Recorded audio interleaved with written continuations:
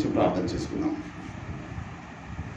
మహాగణులను మహోన్నతులను పరిశుద్ధులను నిత్య నివాసులైన యేసయ్య, నీ పరిశుద్ధమైన ఘనమైన పాదాలకు వందనాలు, స్తుతి, స్తోత్రములైనా మా జీవితాలను ప్రేమించి ఆశీర్వదించి మమ్మల్ని సజీవులుగా లెక్కించి ఈ డిసెంబర్ మాసంలో మొదటి పరిశుద్ధ దినమున నీ కృపకు మమ్మల్ని పాత్రులుగా ఎంచినందుకని స్తోత్రం చెల్లిస్తున్నాం.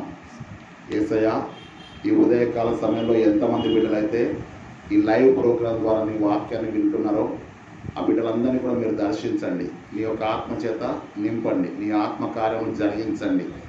నీ యొక్క ఆత్మచేత అభిషేకించబడిన వారై, మనోనేత్రము తెరవబడిన వారై నీ మహిమను కనులారా చూస్తూ సహాయం చేయండి.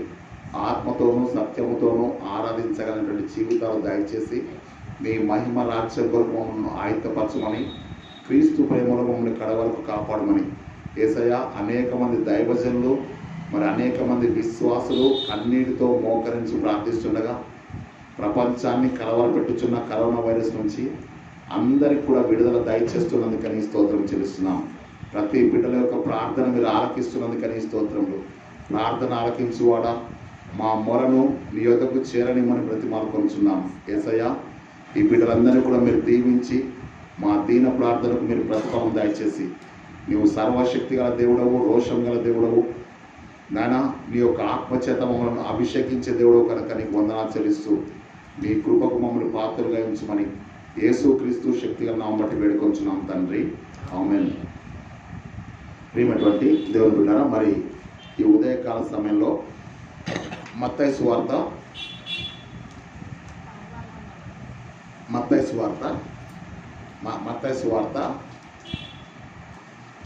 2వ అధ్యాయము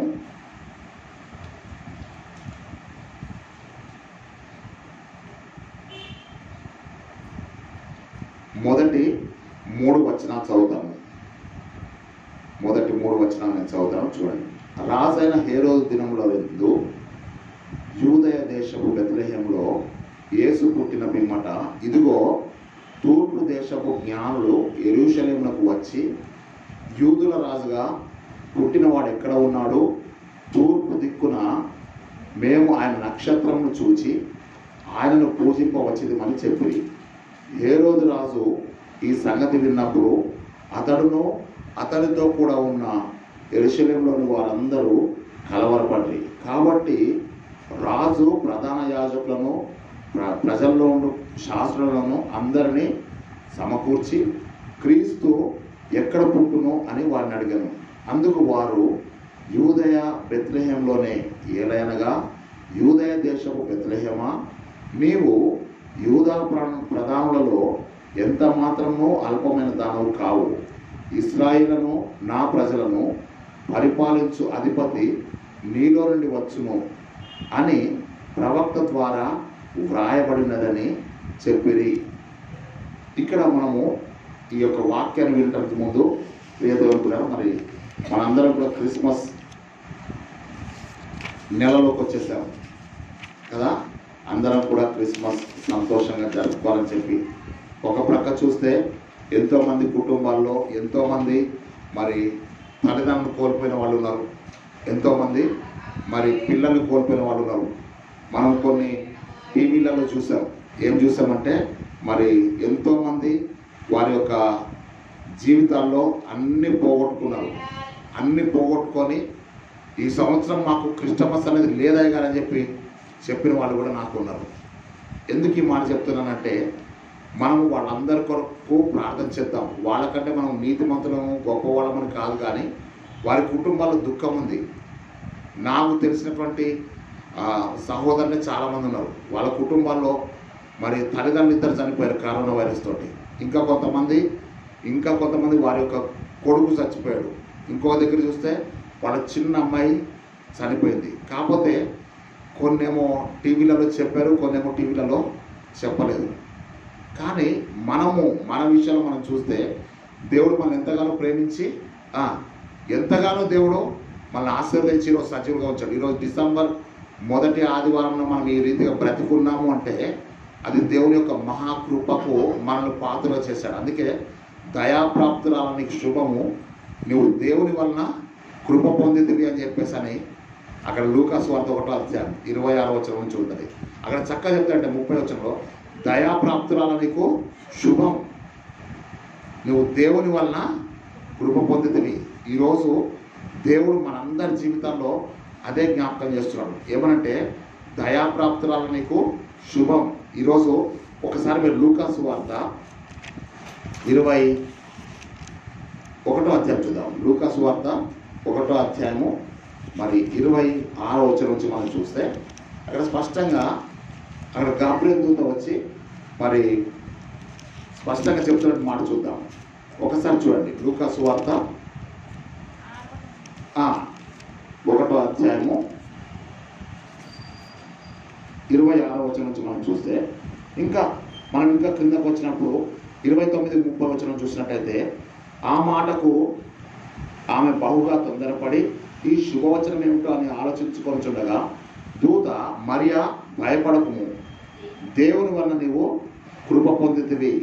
అక్కడ మనం చూసినట్టయితే 28వ వచనం మనం చూస్తే దయాప్రాప్తురాల నీకు శుభం, దయాప్రాప్తురాల నీకు శుభం అని చెప్తారు. దయకు ఏమైంది? ప్రాప్తురాలైంది.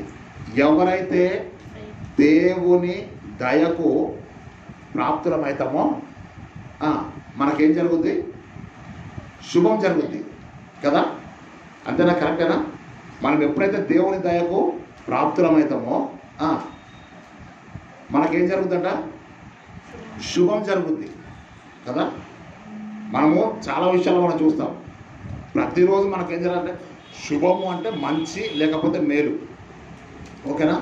ఈ మంచి మేలు జరగాలి అని అంటే మనం ఏమై ఉండాలి? దయకు ప్రాప్తులమై ఉండాలి. ఎస్తేరు గ్రంథంలో ఏముంటుందంటే ఎస్తేరును చూచిన వారందరికీ ఆమె ఎడల దయ కలిగను. ఎస్తేరును చూసిన వారందరికీ కూడా ఆమె ఎడల ఏం జరిగిందంటే దయ కలిగినట్టుగా మనం చూస్తున్నాం. తర్వాత రాజునకు ఎస్తేరు ఎడల దయ కలిగను. ఒకసారి మీరు చూడండి, ఎస్తేరు గ్రంథం చూడండి దయచేసి. ఎస్తేరు గ్రంథము ఒకసారి చూడండి, చూడండి. ఎస్తేరు గ్రంథము ఎజ్రా, నెహెమియా, ఎస్తేరు, ఓకేనా? 2వ అధ్యాయము చెప్పాను.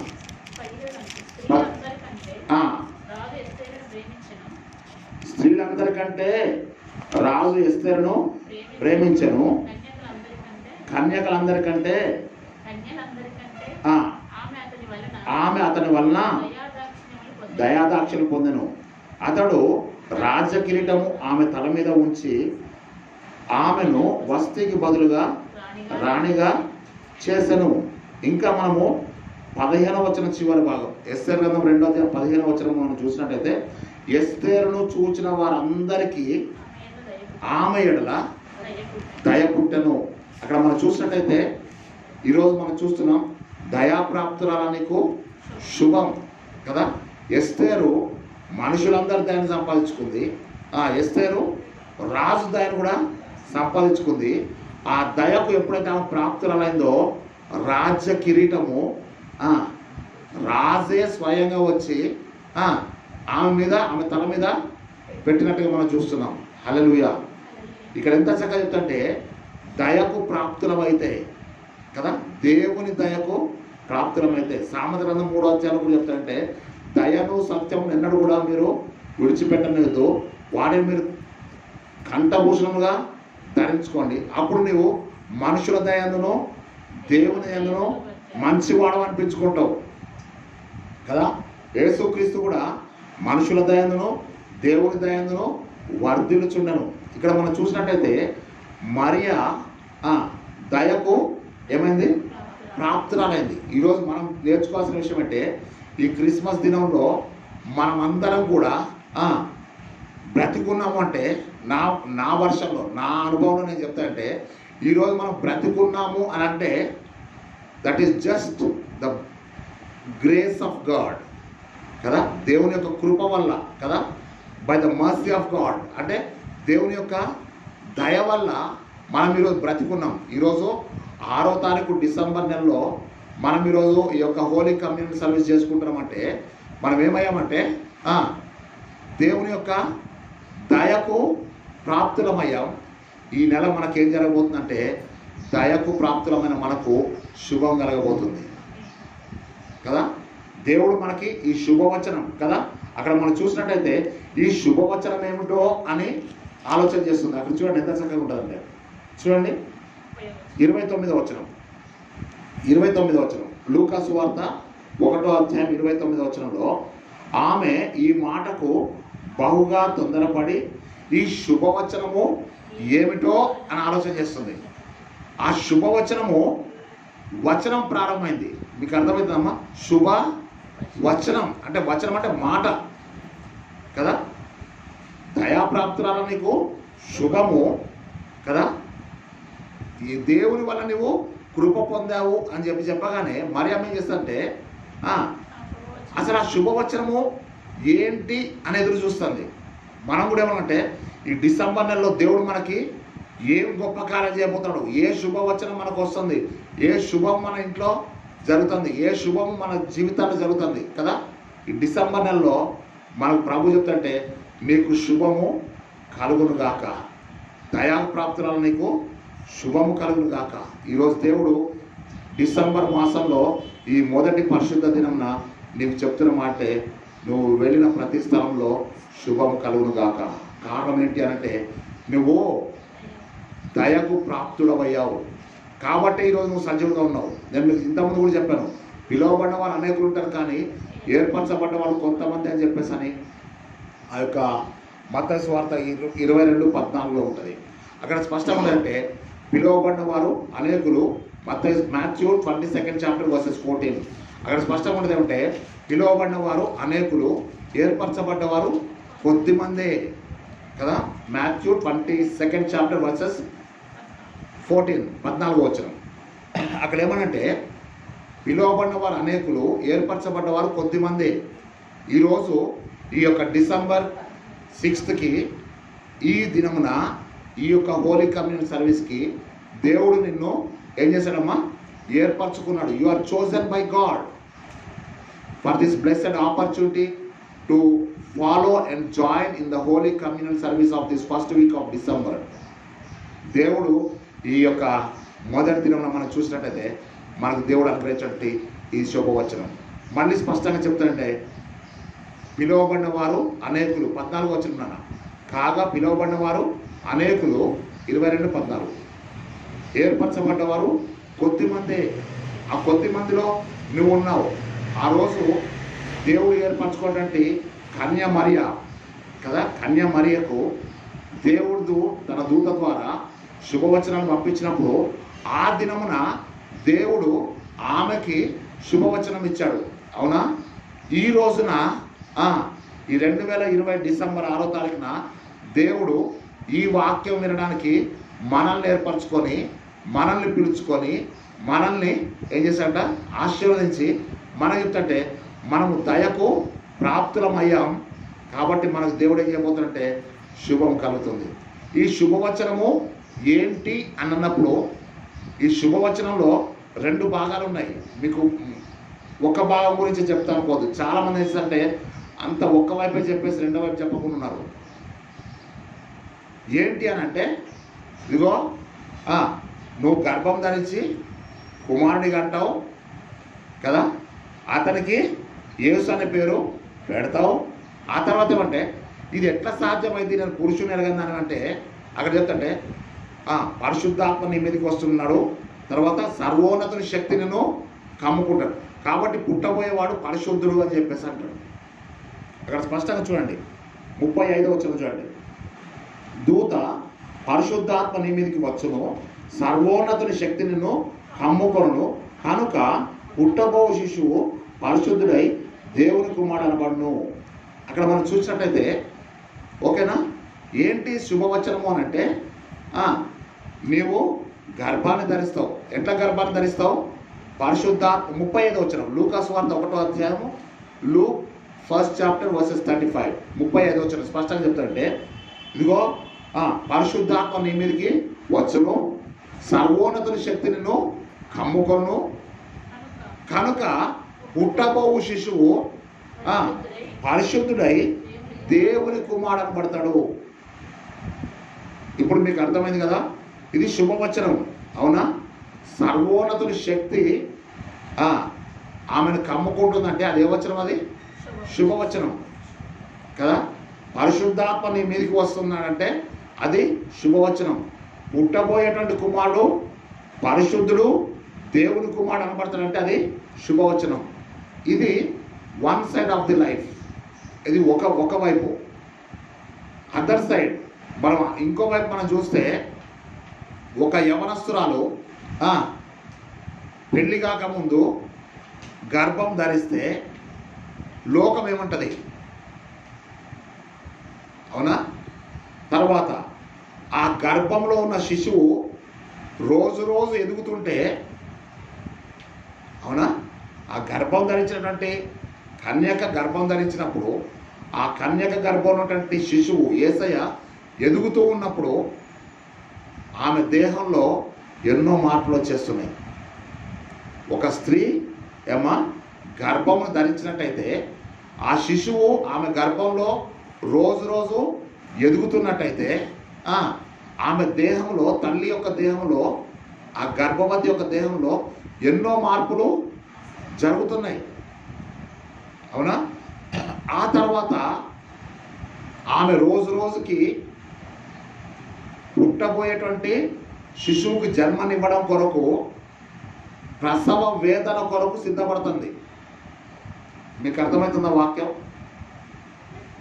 మరియమ్మ యేసయ్యకు జన్మనివ్వడం కొరకు దేని కొరకు సిద్ధపడుతుందంటే ప్రసవ వేదనకి. అవునా? శుభవచనం కరెక్టే, కానీ ఏం జరుగుతుందంటే ప్రసవ వేదన జరుగుతుంది. ఇక్కడ మనం చూడాల్సిన విషయం ఏంటంటే ప్రసవ వేదన. ఓకేనా? ప్రసవ వేదన ఒకసారి మనం చూసినట్టయితే that is the pain of agony to Mary, mother Mary. ఈరోజు మీకు చూసినట్టయితే దేవుడు నీతో నాతో మాట్లాడుతున్నటువంటి విషయం ఇదే. ఏంటి అని అంటే, ఒక ప్రక్క one side it's a blessing, ఇది శుభవచనం కరెక్టే, కానీ ఇంకో ప్రక్క చూస్తే ఒక కన్యక, ఒక యవన బిడ్డ యేసయ్యకు జన్మనివ్వడం అంటే అది సామాన్యమైన విషయం కాదు. ఒక ప్రక్క నిందలు, ఒక ప్రక్క అవమానాలు, ఒక ప్రక్క వేదన, what not.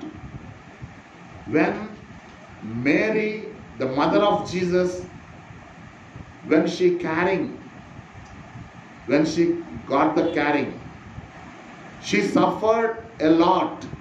She is preparing for the labor pain to give the birth of Jesus. యేసు ప్రభుకి జన్మనివ్వడం కొరకు ఆమె ఏం చేస్తుందంటే లేబర్ పెయిన్స్ అంటే ప్రసవ వేదన కొరకు ఆమె సిద్ధపడుతుంది. ఓకేనమ్మా? మీకు అర్థమైందా?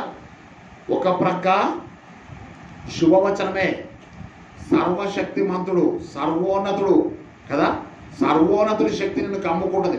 You are going to anoint by the power of the mighty God. నువ్వు దేవుని యొక్క శక్తి నీకు వస్తుంది కదా. నిజమే, ఈ శరీరంలో, ఈ యొక్క మట్టి దేహంలో అంటే మనల్ని సర్వోన్నతుని శక్తి ఆమె మీదకి రావడం అనేది అది సామాన్యమైన విషయం కాదు. అనేకులకు లేని గొప్ప భాగ్యాన్ని, ధన్యతను దేవుడు మరియమ్మకి ఇచ్చాడు, కరెక్టే. At the same time what is the other side of the life to Mary the mother of Jesus? ఏంటి పరిస్థితి అంటే she is preparing herself to give the birth to Jesus. At the same time she is going to face so many problems in the human society. ఈ మానవ ప్రపంచంలో అనేక సమస్యలను she has to face the so many blames కదా, నిందలు కదా. She has to prepare her self to get the labour pains in her life. ఆమె తన జీవితంలో ప్రసవ వేదన కొరకు తనను తాను సిద్ధపరచుకుంటుంది. అవునా? ఈరోజు మనతో దేవుడు మాట్లాడే విషయం అంటే one side it's a blessed time, the other side it's a painful time. రెండు ఉన్నాయి. శుభవచనంలో శుభము ఉంది, శుభముతో పాటు నిందలు ఉన్నాయి, నిందలతో పాటు శ్రమలు ఉన్నాయి, శ్రమలతో పాటు ప్రసవ వేదన ఉంది. We are celebrating the Christmas, the birth of Jesus, but we cannot remember the pains of Mary, the mother of Jesus. అవునా? మనము క్రిస్మస్ పండుగ జరుపుకుంటున్నాం కదా, కానీ మరియమ్మ యొక్క ప్రసవ వేదన మాత్రం ఎవరం జ్ఞాపకం చేసుకోము. కారణం అంటే ఆమె వేదన పడి శిశువుకి జన్మనిచ్చినప్పుడు ఆ శిశువును చూడగానే ఆమె తన ప్రసవ వేదనను మర్చిపోద్ది. ఇక ఎన్నడూ కూడా ఆమె ఆ యొక్క శ్రమను జ్ఞాపకం చేసుకోదు. హల్లెలూయా.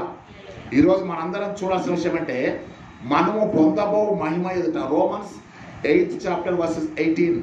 Romans 8th chapter verses 18. అక్కడ మనం చూసినట్టయితే చక్కగా చెప్తాడు ఏమంటే, మనము పొందబోవు మహిమ ఎదుట ఇప్పటి కాలపు శ్రమలు ఎన్నదగినవి కాదని ఎంచుకొనుచున్నాను.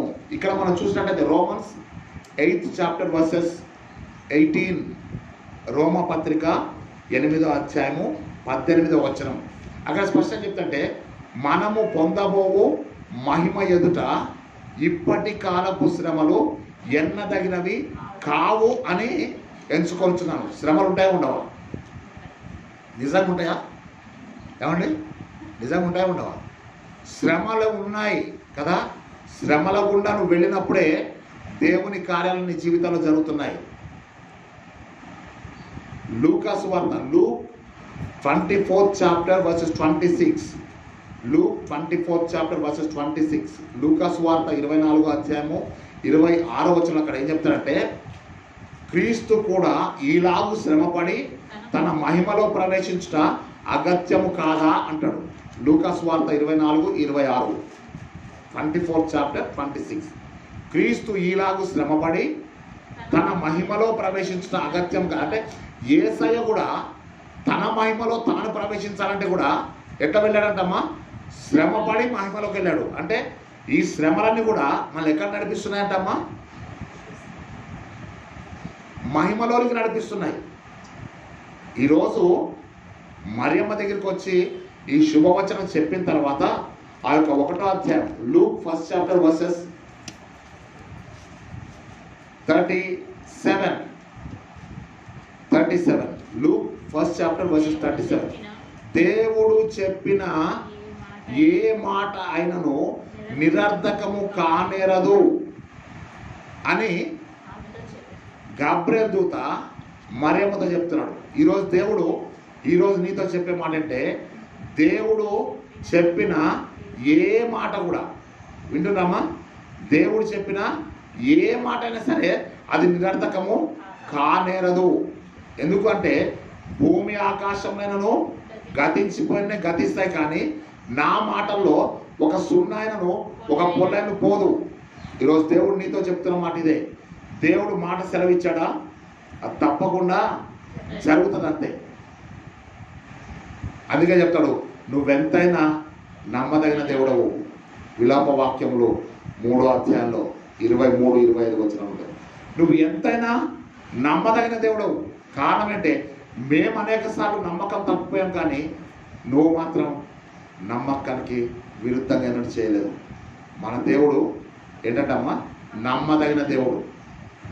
ఈరోజు చెప్తుంటే మరియమ్మ ఒక విషయం గుర్తుపెట్టుకో, దేవుడు మాట చెప్తే అది ఎన్నడూ కూడా తప్పిపోయేది కాదు. పర్వతాలు తొలగిపోతాయి, మెట్టలు తత్తరిల్లిపోతాయి, కానీ నా కృప మాత్రం నిన్ను విడిచిపోదు.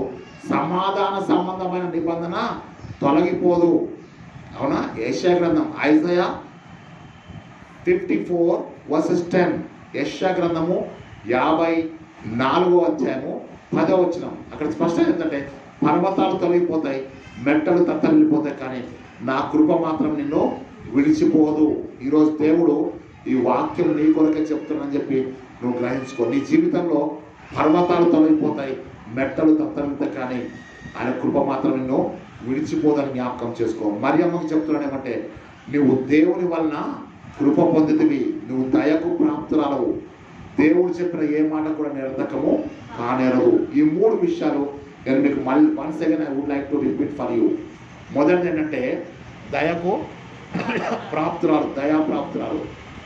రెండవది ఏంటంటే దేవుని వలన నీవు కృప పొందితివి. మూడవది ఏంటంటే దేవుడు చెప్పిన ఏ మాట కూడా నిరర్ధకము కానేరదు. ఈ మూడు విషయాలను జ్ఞాపకం చేసుకో.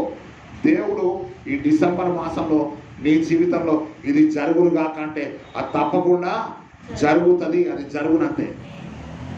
దేవుడు చెప్పిన ఏ మాట కూడా నిరర్ధకము కానేరదు. ఇది నువ్వు నమ్ము, అంతవరకే. ఒక యవనస్తురాలైనటువంటి కన్యక తన జీవితంలో దేవుడు చేయబోయే కార్యాన్ని నమ్మింది. దేవుడు చెప్పాడు. అది గబ్రియెలు దూత చెప్పిన మాట కాదు, దూత చెప్పిన మాట కాదు. అది ఎవరు చెప్పారంట? దేవుడు చెప్పిన మాట కదా. అంటే ఈ దూత ఎవరిని కనపరుస్తున్నాడు? ఎవరిని కనపరుస్తున్నాడు? దేవుణ్ణి కదా.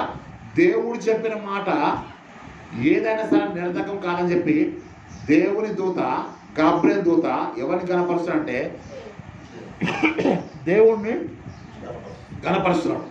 వెంటనే ఆ 38వ వచనం అంటే లూక్ 1st chapter verses 38లో అక్కడ మరియమ్మ ఏం చెప్తుంది చూడండి. అందుకు మరియా, ఇదిగో ప్రభువు దాసురాలను, ఇదిగో ప్రభువుకి దాసురాలను. ఎవరి మాట అది?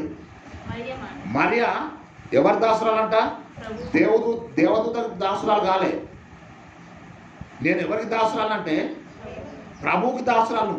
నేను ప్రభువు దాసురాలను, నీ మాట చొప్పున జరుగునుగా కాదు చెప్పేసి అన్నాడు. ఈరోజు దేవుడు నీతో నాతో మాట్లాడుతున్న మాట ఇదే. నువ్వు దయకు ప్రాప్తురాలు అయ్యావు. దేవుడి వల్ల నీవు కృప పొందావు. దేవుని జీవితంలో ఏదైనా మాట సెలవిస్తే అది ఎన్నడూ నిరర్ధకము, వ్యర్థం కాదు. అనగానే మరియమ్మ ఏం చెప్తుందంటే, అయ్యా నేను ప్రభువుకి దాసురాలను. She dedicated her life to God the Lord. దేవునికి కదా తన జీవితాన్ని సమర్పించేసుకుంది. I am the servant to my lord.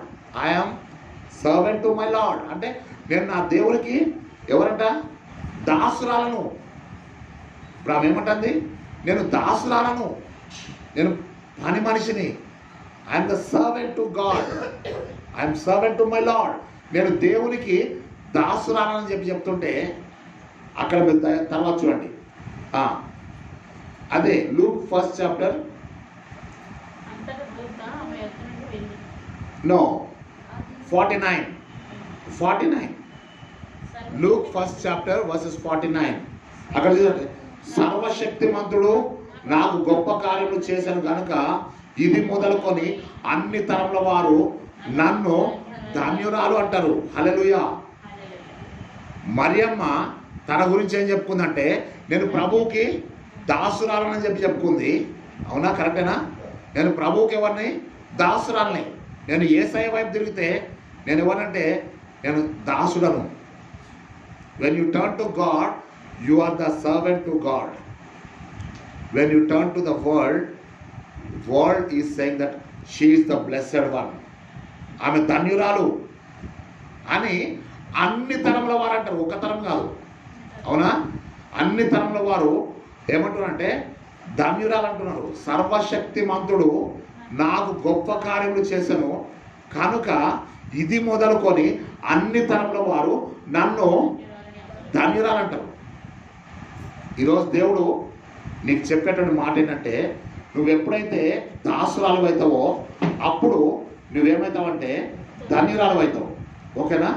దాసురాలు నువ్వు ఎప్పుడైతే ధన్యురాలు అవుతావో అన్ని తరముల వారు, ఒక తరం కాదు. ఇప్పుడు మరియమ్మని she is the blessed mother Mary కదా. మరియమ్మ ఎవరంటే ధన్యురాలు. But what she is giving the witness to the world, I'm the servant. నేను ఎవరిని అంటే నేను దాసురాలను. కానీ లోకం ఆమెను అంటుంది ఈమె ప్రభువు వల్ల సర్వోన్నతుని శక్తి ఈమె మీద కప్పుకోరు కాబట్టి నిజంగా ఈమె ఎవరంటే ధన్యురాలు. లోకములో ఆమె ధన్యురాలు, ప్రభు యొక్క పాదం లేదు, ఆమె దాసురాలు. ఈరోజు దేవుడు నీకు నాకు చెప్తున్న మాట ఇదే. యేసు ప్రభు యొక్క సన్నిధిలో ఎప్పుడైతే నీ జీవితం తగ్గించుకొని ఉంటుందో, ఎప్పుడైతే నువ్వు డెడికేట్ చేసుకుంటావో, ఎప్పుడైతే ప్రభువా నేను నీ దాసురాలని చెప్పి నువ్వు ప్రభువుకు చెప్పగలవో అప్పుడు ప్రభు అంటున్నాడు నువ్వు దాసురాలవే కానీ లోకంలో నువ్వు ధన్యురాలు. ఒకసారి మీరు 1 శామ్యూయల్ 3rd చాప్టర్ వర్సెస్ 10లో మనం చూస్తే, మొదటి సమూయేలు మరి 3వ అధ్యాయం 10వ వచనం మనం చూస్తే, దేవుడు బాలుడైన సమూయేలుతో దేవుని మందిరంలో 3 సార్లు పిలుస్తాడు, సమూయేలు సమూయేలు అని. పిలుస్తున్నప్పుడు సమూయేలు నన్ను ఎవరో పిలుస్తారని చెప్పి గ్రహిస్తున్నాడు, కానీ ఆ 3వ అధ్యాయం 10వ వచనంలో ఎవరు పిలుస్తారన్నది సమూయేలుకి తెలియదు, ఎందుకంటే అతడు బాలుడు కాబట్టి. కానీ అతడు వెంటనే ఏలి దగ్గరికి వెళ్ళి, నాయన నన్ను పిలిచావా అని అడుగుతాడు. అడిగితే ఏలి అంటాడు, నేను పిలవలేదు అంటాడు, వెళ్ళి పడుకున్నాడు. రెండోసారి వచ్చాడు, అయ్యా నువ్వు నన్ను పిలిచావా అంటే, నేను పిలవలేదు. మూడోసారికి ఆయన ఏమనుకుంటాడు అంటే, ఏలి అనుకుంటాడు, ఓకే దేవుడు ఈ బాలుడితో మాట్లాడుతున్నాడని చెప్పి, నాయన సమూయేలు నువ్వు ఇట్లా అని చెప్పి పిలిచి ఏం చెప్తున్నాడు తెలుసా, ఈసారి నీకు ఆ స్వరం వినబడితే నీ దాసుడు ఆలకించుతున్నాడని చెప్పు అన్నాడు. ఆయన వయసును బట్టి చూస్తే ఆయన ఎవరు? బాలుడు. అవునా? స్వరాన్ని కూడా గుర్తుపట్టలేనటువంటి బాలుడు. అవునా? కానీ ఏలి ఆ బాలునికి ఏమి నేర్పిస్తాడంటే, నీ దాసుడు ఆలకించున్నాడని చెప్తాడు. అవునా? కరెక్ట్ కదా? నేను నీ దాసులను ఆలకిస్తున్నానని చెప్పి ఎప్పుడైతే సమూయేలు చెప్పాడో, అప్పుడు దేవుడు సమూయేలుతో మాట్లాడడం మొదలుపెట్టాడు. ఈ చిన్న రహస్యాన్ని మీరు గమనించండి. దేవుని సన్నిధిలో మోకరించినప్పుడు, యేసయ్య నేను నీ దాసురాలను, నేను ఆలకించడానికి నేను సిద్ధంగా ఉన్నానని చెప్తే దేవుడు ఏం చేస్తాడు తెలుసా, ఇదిగో నేను ఇశ్రాయేలులో ఒక గొప్ప కార్యం చేయబోతున్నాను, ఆ కార్యం విన్న వారందరి యొక్క చెవులు గింగురు మనము. అంటే అర్థమైనట్టే, దేవుడు చేయబోయే కార్యాన్ని బాలుడైనటువంటి దాసుడైనటువంటి సమూయేలుకు బయలుపరిచాడు, కానీ వృద్ధుడైనటువంటి ఏలికి మాత్రము బయలుపరచలేదు. ఈరోజు నేను నీకు చెప్తున్న మాట ఏంటంటే, నువ్వు దేవుని సన్నిధిలో మోకరించినప్పుడు, అయ్యా నేను నీ దాసులను, నేను ఆలకించడానికి సిద్ధంగా ఉన్నా, I'm your servant my Lord. యేసయ్యా నేను నీకు దాసులను, నాకు మాట ఇవ్వు. గలేషియన్స్ చాప్టర్ 1 వర్సెస్ 10, గలతీలకు రాసిన పత్రిక 1వ అధ్యాయము 10వ వచనం చూడండి. గలతీలకు రాసిన పత్రిక,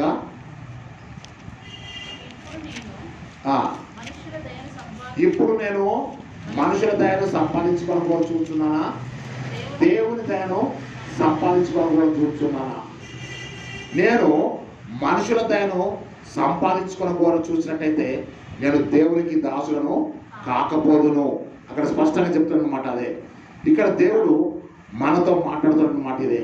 ఏంటి అని అంటే, నువ్వు ఎప్పుడైతే నువ్వు దాసులు అని అనుకుంటావో, ద సేమ్ టైం లోకం నిన్ను దూషిస్తుంది, లోకం నిన్ను నిందల పాలు చేస్తుంది, లోకం నిన్ను తక్కువ చూపు చూస్తుంది. లోకము చూస్తే పర్వాలేదు, నీ సొంత వాళ్ళు కూడా నిన్ను తక్కువ చూపు చూస్తారు, నీ సొంత వాళ్ళు కూడా నిన్ను ఎన్నిక లేని వారిని చేస్తారు. అయినప్పటికీ పర్వాలేదు. ప్రియ దేవుని బిడ్డ, దేవునికి చెప్తున్న మాట ఇదే, నేను నీకు సంభవింపబో సంగతులు తెలియజేస్తా, ఇశ్రాయేలు చేయబోయే కార్యాన్ని తెలియజేస్తా.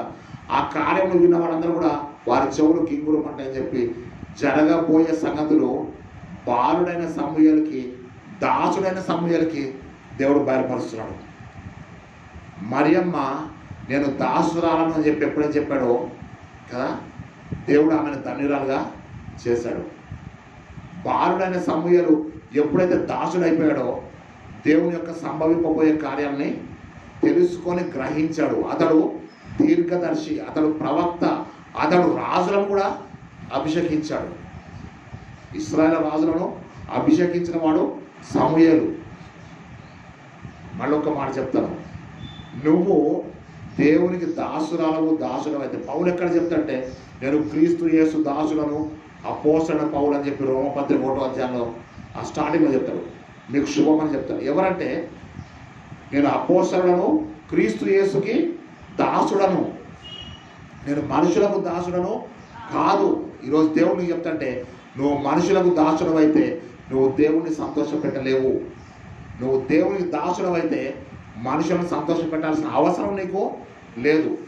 అంటే అర్థమంటే, ముఖస్థుతి ప్రార్థనలు, ముఖస్థుతి ప్రసంగాలు, ముఖస్థుతి వైఖరిని బంద్ చేయాలి. Whether it is good or not, whether it is good or bad. నువ్వు దేవునికి దాసుడవైతే నువ్వు మనుషుల వైపు ముఖస్థుతి చేయాల్సిన అవసరం లేదు అని చెప్పి ఈరోజు దేవుడు నీతో మాట్లాడుతున్నాడు. నువ్వు నిజంగా దైవజనుడు అయితే వాక్యంగానే చెప్పు. Whether they accept or may not be accept. వాడు అంగీకరించకపోయినా that is up to them, వాళ్ళకి సంబంధించింది. నువ్వు మాత్రమే అంటే నువ్వు దాసుడు అన్న సంగతి మర్చిపోవద్దు. అదే సమయంలో దేవుడు నిన్ను ధన్యుడిగా చేస్తానన్న సంగతి నువ్వు మర్చిపోవద్దు. ఒకసారి మీరు రూతు గ్రంథం చూడండి. రూతు గ్రంథము 1వ అధ్యాయం. రూతు గ్రంథము 1వ అధ్యాయము 21వ వచనం versus 21. Ruth, book of Ruth, first chapter versus 21. నేను సమృద్ధిగా గలదాన్నై వెళ్ళి తిని యెహోవా నన్ను రిక్తులంగా తిరిగి రాచేశాను. మీరు నన్ను నయోమి అని పిలువనేలా యెహోవా నా మీద విరుద్ధంగా సాక్ష్యం పలికెను. సర్వశక్తుడు నన్ను బాధపరచమని వారితో చెప్పాను. నయోమి అక్కడ చెప్తున్న మాట చూడండి. సర్వశక్తిమంతుడు నాకేం చేశాడంట?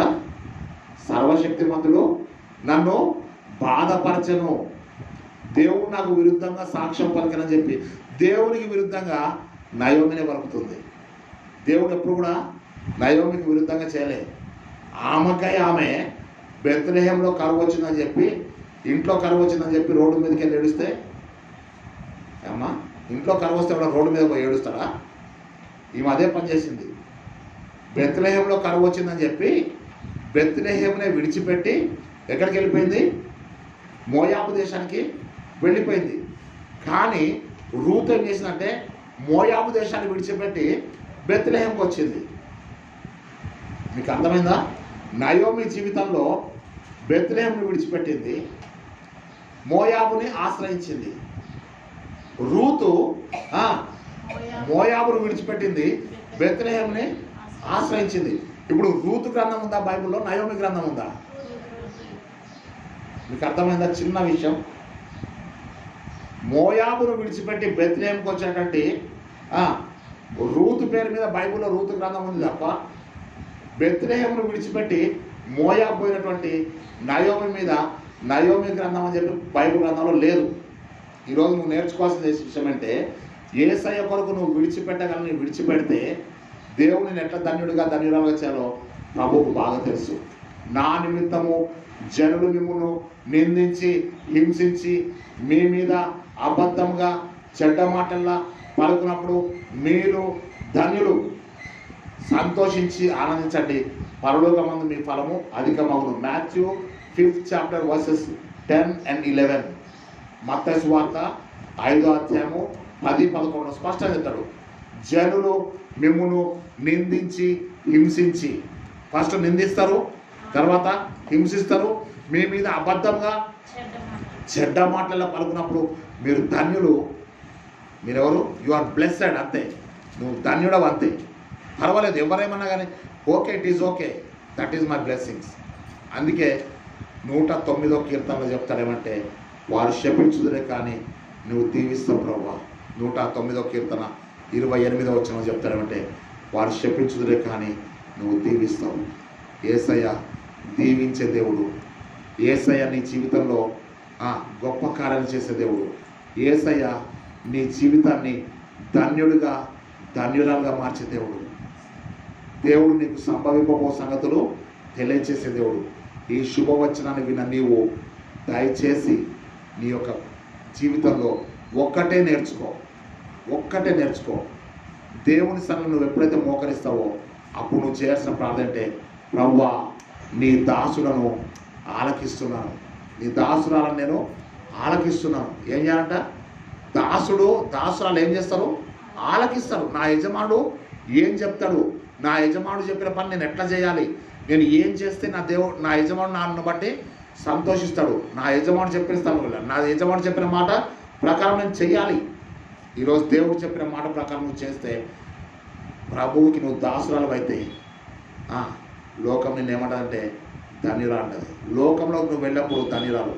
మళ్ళీ గుర్తుపెట్టుకో, శ్రమలు ఉంటాయి, నిందలు ఉంటాయి, ప్రసవ వేదన ఉంటుంది, కానీ శిశువు జన్మించినాక ప్రసవ వేదన మరి ఎన్నటి కూడా జ్ఞాపకమునకు రాదు. ఆ శిశువు ద్వారా రక్షణ జరుగుతుందని చెప్పి చెప్తున్నాడు. ఈరోజు దేవుడు నీతో స్పష్టంగా చెప్తాడంటే, నీ ప్రసవ వేదన వెంట, నీ నిందల వెంట, నీ యొక్క అవమానముల వెంట దేవుని ఆశీర్వాదాలు ఉన్నాయని సంగతి గుర్తుపెట్టుకో. మనము పొందబో మహిమ ఎదుట ఇప్పటి కాలపు శ్రమలు ఎన్నదగినవి కావు అని చెప్పి జ్ఞాపకం చేసుకో. శ్రమలు లేవు అనట్లేదు, శ్రమలు ఎన్నదగినవి కావు అని చెప్తారు. అంటే శ్రమలు ఉన్నాయి, కానీ దేవుడు తప్పకుండా ప్రతి శ్రమ వెనుక ఆశీర్వాదం ఇచ్చాడని జ్ఞాపకం చేసుకో. తలలు వంచి ప్రార్థన చేసుకుందాం, తలలు వంచి ప్రార్థన చేసుకుందాం. మహాగణుడవును, మహోన్నతుడవును, పరిశుద్ధుడవును, నిత్య నివాసుడనే సయానికి స్తోత్రము. యూదుల రాజుగా పుట్టినవాడు ఎక్కడ ఉన్నాడంటే స్వల్ప గ్రామమైనటువంటి బెత్లెహేములో అని చెప్పి నీ వాక్యాలు సెలవిస్తున్నావు. ఆ బెత్లెహేములకు వచ్చినప్పుడు నీ తల్లిగా మరియమ్మను ఏర్పాటు చేసుకున్నావు.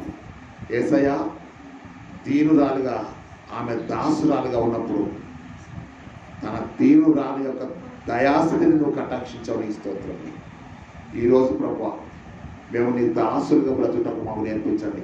ఇదిగో నేను ప్రభువు దాసురాలని చెప్పి మరియమ్మ చెప్పిన రీతిగా, ఇదిగో నీ దాసుడు ఆలకిస్తున్నాడు, యేసయ్య సెలవిమ్మని చెప్పి సమూయేలు చెప్పిన రీతిగా, నేను ప్రభువు దాసులను, నేను మనుషులను సంతోషపెట్టేవాడిని కాను అని చెప్పి పౌలు చెప్పిన రీతిగా, ఈ వాక్యం విన్నటువంటి దైవజనులు, ఈ వాక్యం విన్నటువంటి విశ్వాసులు, ఈ వాక్యం విన్న సహోదరులు సహోదరులు, తండ్రి మేము దాసులము దాసురాలము అని చెప్పి జ్ఞాపకం చేసినందుకని స్తోత్రములు. యేసయ్య నీకు వందనాలు చెల్లిస్తున్నాం. తండ్రి నీకు వందనాలు చెల్లిస్తున్నాం. లూకా సువార్త 17వ అధ్యాయం 10వ వచనంలో నువ్వు సెలవిచ్చినట్టుగా మేము నిష్ప్రయోజకులమైన దాసులం ప్రభువా. మేము చేయవలసిందే చేశాం, కానీ ఎక్స్ట్రాడినరీగా మేము మించి ఏమి కూడా చేయలేదు ప్రభువా. మేము నిష్ప్రయోజకులమైన దాసులమని నీ సన్నిధిలో ప్రార్థన చేస్తున్నాం. దేవా, సహాయం చేయండి. నీ దాసుడైన నన్ను నీ పరిశుద్ధాత్మ ముద్రలు వేసి ఈ లోకంలో నీ కొరకు బ్రతికే కృప దయచేయమని తండ్రి, ఈ వాక్యం విన్నటువంటి నాయన ఇక్కడ ఉన్నటువంటి ప్రియ సహోదరి సహోదరులను అందరినీ కూడా మీరు దీవించి నాయన మేము జరగబోయేటువంటి క్రిస్మస్ పండుగలో ధన్యులంగా ఆశీర్వదించబడిన దాసులుగా బ్రతుకుటకు మా కృప అనుగ్రహించమని, ప్రతి నింద వెనుక, ప్రతి ప్రసవ వేదన వెనుక, ప్రతి అవమానం వెనుక నీ ఆశీర్వాదాలు మా కొరకు దాచిపెట్టినందుకు నీ స్తోత్రములు. వారు శపిస్తారు, కానీ నువ్వు దీవించే దేవుడు కనుక నీ స్తోత్రములు. ఈ వాక్యం విన్న ప్రతి బిడ్డలు యేసునామంలో దీవింపబడుదురు గాక. ఈ వాక్యం విన్న ప్రతి ఒక్కరి జీవితంలో శుభము కలుగును గాక. ఈ వాక్యం విన్న ప్రతి ఒక్కరూ దయకు ప్రాప్తులవుదురు గాక. పరిశుద్ధాత్మ దేవ, నీ ఆత్మకార్య బిడ్డల జీవితంలో జరిగించి నీ ముఖ కాంతి మా మీద ప్రకాశింపచేసి నీ మహిమ రాజ్యం కొరకు మమ్మల్ని ఆయుధపరచమని యేసుక్రీస్తు శక్తిగల నామం బట్టి వేడుకొంచున్నాం తండ్రి. ఆమేన్.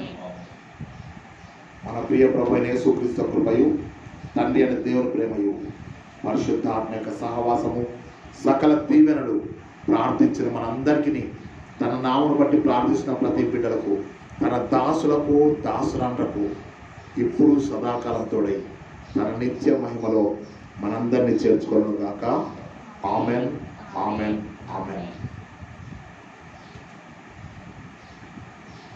ప్రభువు నామంలో మీ అందరికి శుభం కలుగును గాక. మీకు ఏ అవసరం ఉన్నా కానీ you can call me at any time. I can give the right answer according to the word of God by the grace of God. Thank you all. God bless you.